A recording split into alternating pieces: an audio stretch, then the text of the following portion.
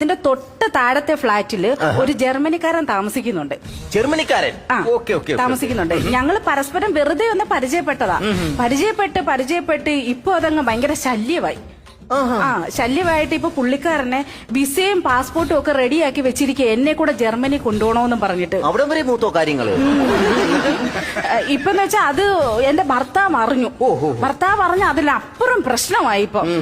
ഇപ്പൊ ഈ ശല്യം എങ്ങനെയല്ലോ ഒന്ന് ഒഴിവാക്കി തരണം. അപ്പൊ അതാണ് പ്രശ്നം.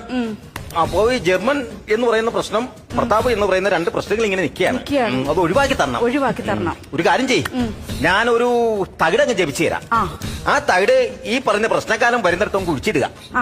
അയാൾ അതിനെ മറികടന്ന് കഴിഞ്ഞാൽ പിന്നെ അയാൾ ഈ നാട് വിട്ട് അങ്ങ് പൊക്കോളൂ.